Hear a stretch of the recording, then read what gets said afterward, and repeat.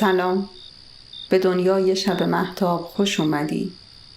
اینجا جاییه که میتونی با گوش دادن به قصه و صدای طبیعت و موسیقی آرام به خواب بری. امشب داستان حسن و دختر شاه پریان رو برات تعریف میکنم.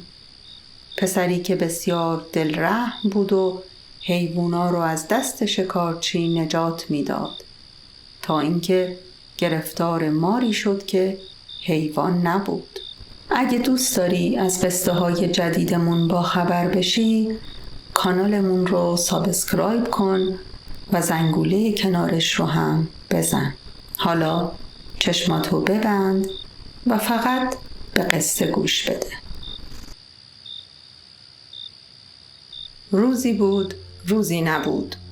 در روزگاران قدیم در شهری آباد جوانی به نام حسن با مادرش زندگی می کرد.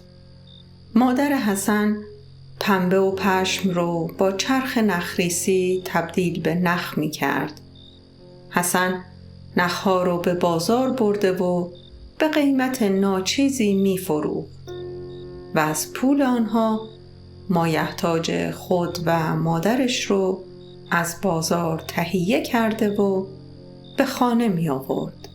روزی حسن نخها را فروخته و با پولی که در جیب داشت می رفت تا برای خانه نان و گوشتی بخرد که دید مرد شکارچی در میان بازار معرکه گرفته و عده‌ای به دور او جمع شدند. مرد گربه ای را در قفس انداخته و می گفت: ای جماعت، یا این گربه را از من می خرید یا آن را خواهم کشت. مردم هم ایستاده و نگاه می کردند و هیچ کس پیش قدم نمی شد تا گربه را بخرد. حسن دلش به حال گربه بینوا سوخت و جلو رفته و از مرد پرسید: آن را چند می فروشی؟ شکارچی گفت: 3 دینار. حسن دید در جیب خود فقط 3 دینار دارد.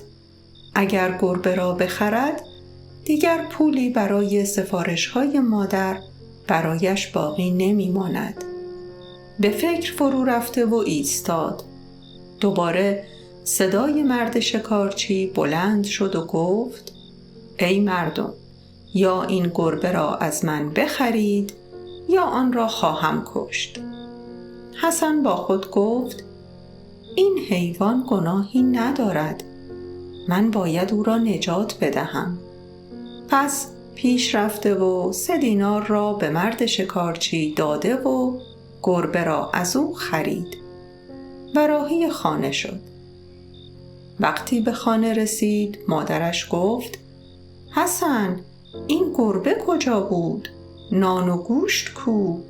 حسن سر به زیر انداخته و با شرمساری جریان را برای مادرش تعریف کرد و گفت: مادر جان، دل من برای این گربه سوخت و نتوانستم ببینم که آن مرد او را بکشد. مادرش گفت: عیبی ندارد فرزندم. روز دیگر مادر نخهایی را که ریسیده بود به حسن داده و راهی بازارش کرد.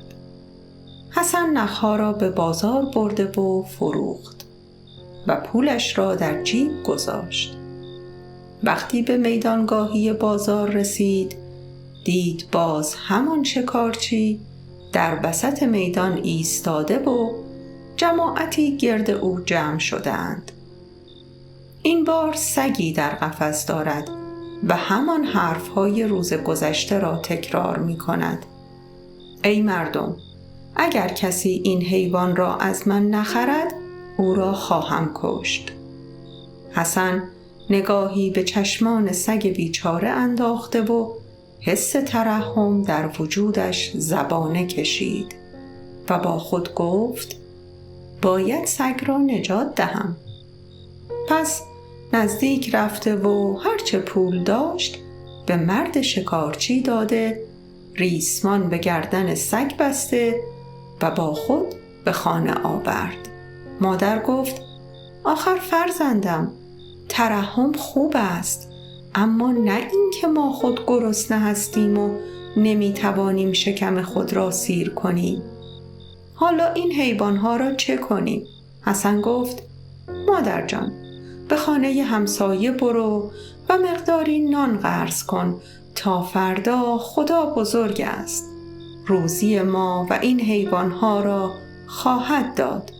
روز دیگر حسن با نخها به بازار رفته و پس از فروش آنها باز در بازار با همان صحنه روزهای گذشته مواجه شد. این بار مرد شکارچی ماری در کیسه داشت و می گفت ای مردم، یا این مار را از من بخرید یا آن را خواهم کشت. حسن با خود گفت شاید مادرم یک روز دیگر هم بتواند غذایی برای من و خود و حیوانها تهیه کند، اما اگر من این مار را از این شکارچی نخرم او را خواهد کشت. پس به نزد مرد شکارچی رفت و پولهایش را به او داد و کیسه مار را از او گرفت. همچنان که در راه می رفت با خود گفت خدایا، من که دیگر روی رفتن به خانه را ندارم. نمیدانم جواب مادر و شکم گرسنه خود و حیواناتم را چه بدهم که دید صدایی از داخل کیسه گفت حسن، ناراحت نباش، من دختر شاه پریان هستم. خود را به صورت مار درآورده بودم که این مرد شکارچی مرا صید کرد و در داخل کیسه انداخت. اگر تو مرا نزد پدرم ببری، او پاداش خوبی به تو خواهد داد. وقتی پدرم از تو پرسید که در عوض لطفی که به فرزند من کردی چه می‌خواهی؟ تو بگو اول به جان فرزندت سوگند بخور که مرا در مقابل خواستم نکشی. آن وقت که او قسم خورد، تو بگو من آن انگشتر را که در دست توست می‌خواهم. حسن گفت باشد. پس با راهنمایی دختر به محل پادشاه پریان رفتند. شاه پریان از دیدن حسن و دخترش بسیار خوشحال شد و گفت ای جوان، در مقابل این فداکاری که برای فرزندم انجام دادی از من چه می‌خواهی؟ حسن گفت شما اول سوگند بخورید که مرا پس از گفتن درخواستم نخواهی کشت تا من بگویم که چه می‌خواهم. پادشاه پریان گفت سوگند به جان این یگانه فرزندم که در دنیا از همه کس و همه چیز برایم عزیزتر است، تو در امانی، هر چه می‌خواهی بگو. حسن گفت قربان، من آن انگشتر را که در انگشت شماست می‌خواهم. شاه پریان برآشفت، اما چون به حسن قول داده بود و به جان فرزندش سوگند خورده بود، انگشتر را از انگشت خود بیرون آورده و به حسن داد و گفت ای جوان، بدان که این انگشتر حضرت سلیمان است و بسیار گرانبهاست. تو هرچه بخواهی برایت مهیا می کند. هرگاه چیزی خواستی، دستی به روی انگشتر کشیده و خواستت را بیان کن. در دم هرچه که خواسته بودی برایت حاضر می شود. من می دانم که تو را یاد داده اند وگرنه تو خود واقف به سر این انگشتر نبودی و خواسته من از تو این است که هرگز انگشتر را به دیگری ندهی و از خود دور نکنی. حسن گفت حتما. بعد انگشتر را در انگشت خود کرد و با تشکر فراوان از پدر و دختر روانه خانه شد. در راه با خود گفت یک امتحان بکنم بد نیست. پس چون بسیار گرسنه بود، دستی به انگشتر کشیده و گفت ای انگشتر حضرت سلیمان، برای من مقداری طعام بیاور. در دم ظرفی غذا در جلوی حسن ظاهر شد. حسن با ترس و لرز دست به ظرف غذا برده و با یاد خدا شروع به خوردن طعام کرد. وقتی سیر شد شکر خدا به جای آورده و با خوشحالی راهی خانه شد. وقتی به خانه رسید مادر را دید که با نگرانی منتظر اوست. با دیدن حسن گفت: فرزندم، تو کجایی و چه می کنی؟ حسن گفت: مادر جان، خوشحال باش که خداوند به ما لطف فراوان کرده. دیگر راحت شدی و احتیاج نیست که نخریسی کنی و اینقدر زحمت بکشی. پس دست به انگشتر کشیده و گفت: ای انگشتر حضرت سلیمان، برای مادرم غذایی که دوست دارد حاضر کن. از ساعه غذای مورد علاقه مادرش حاضر شد. حسن گفت: مادر بخور و شکر خدا به جای آور. مادر که با تعجب به کارهای حسن نگاه می کرد گفت: فرزندم، تا نگویی که جریان چیست دست به غذا نخواهم برد. حسن همه جریان خریدن مار و دیدار با شاه پریان و انگشتر حضرت سلیمان را برای مادرش بازگو کرد و از مادر خواست که با احدی ماجرا را بازگو نکند. مادر هم گفت: فرزندم، لطف خداوند به خاطر دل رحیم تو بوده. تو به آن حیوانها رحم کردی و نگذاشتی که آن مرد آنها را بکشد و آنها را خریدی. خداوند هم دختر شاه پریان را در سر راه تو قرار داد. خلاصه حسن و مادرش هرچه از مال دنیا که احتیاج داشتند از انگشتر می‌خواستند و او برای ایشان آماده می‌کرد.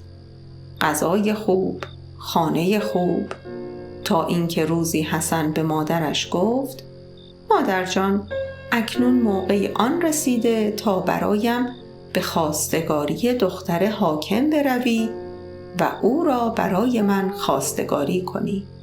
مادر گفت: باشد فرزندم. مادر به خانه حاکم رفته و از او دخترش را خواستگاری کرد. حاکم گفت: شیربهای دختر من 7 بار شتر طلا و جواهر است. اگر می توانید فراهم کنید و من حرفی ندارم. مادر به خانه آمده و جریان را به حسن گفت.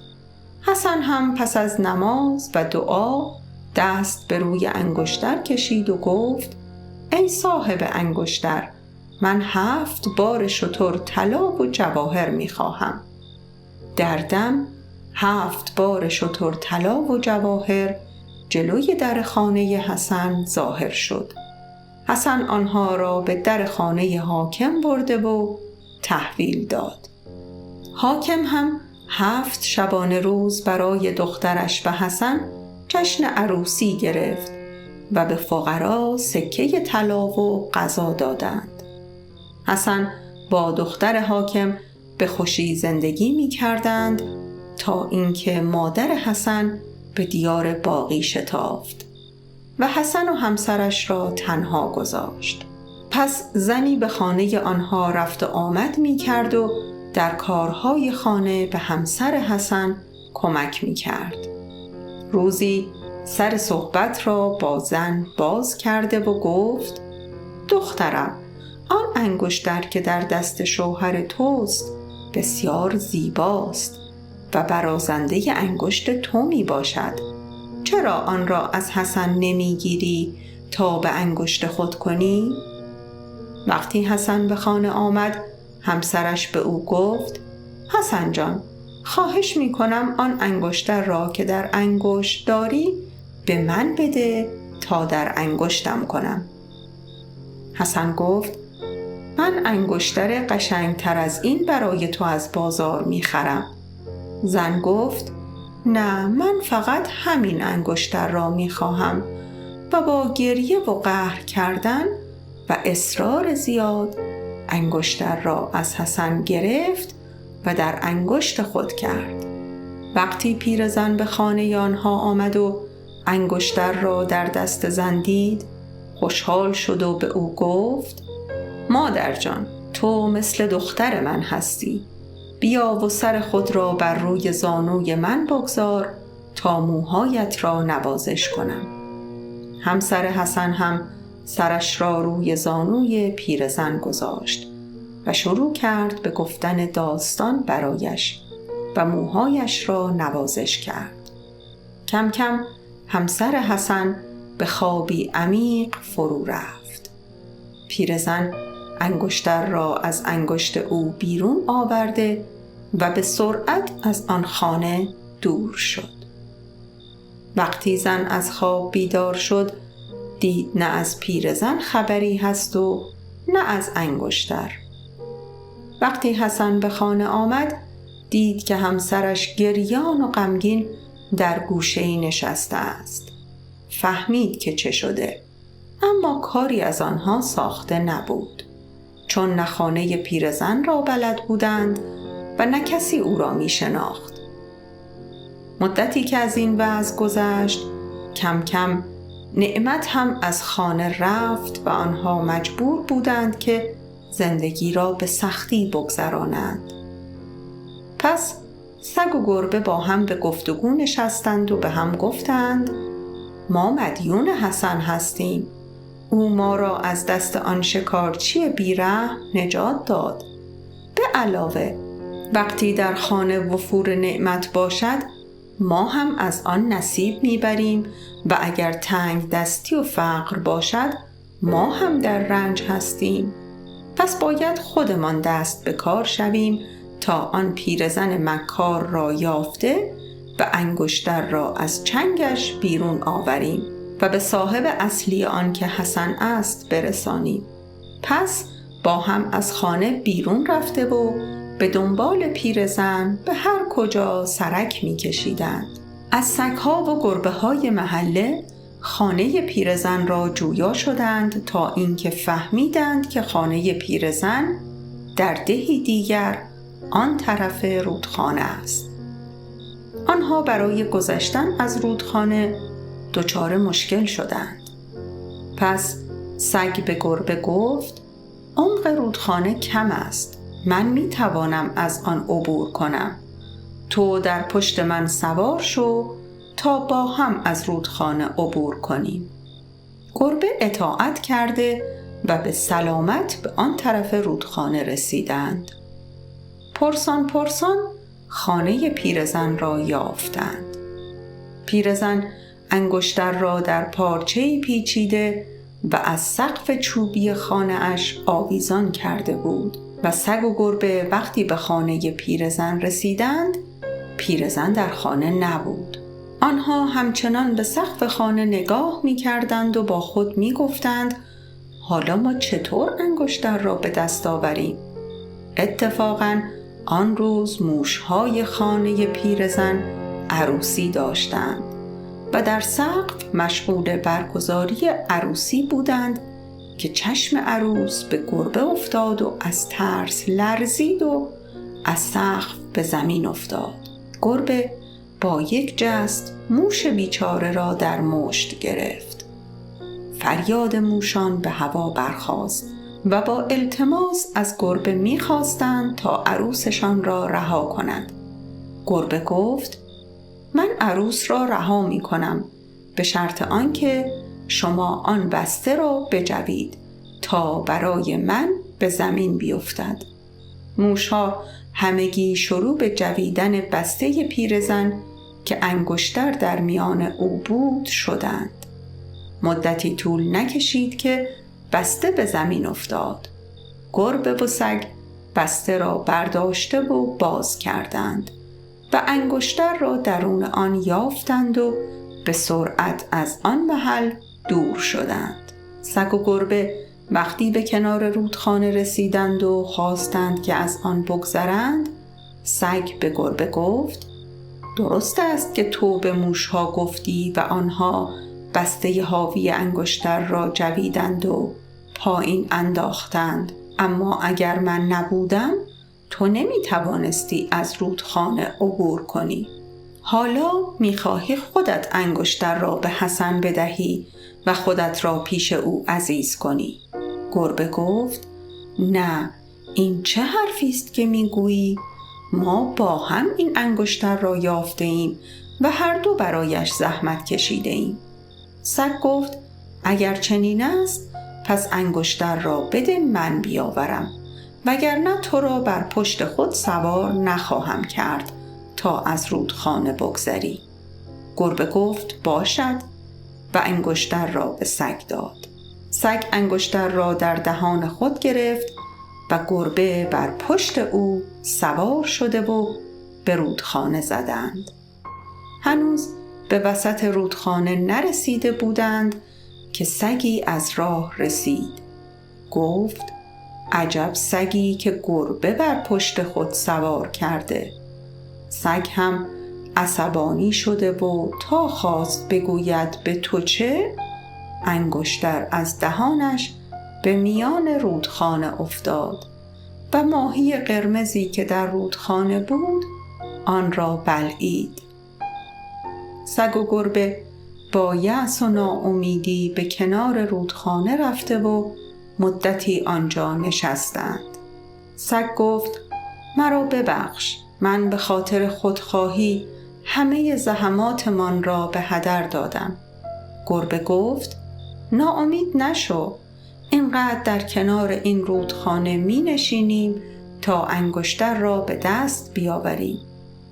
پس روزها در کنار رودخانه می نشستند و چشم به آب رودخانه داشتند تا اینکه ماهی قرمز را دیدند و او را گرفته و انگشتر را از شکمش بیرون آوردند و با خوشحالی به خانه آمدند و به حسن دادند. حسن از دیدن آنها و انگشتر بسیار خوشحال شد و سالها در کنار هم با خوشی و خرمی زندگی کردند. امیدوارم خوابیده باشی و آخر این قصه رو نشنوی. شبت مهتابی.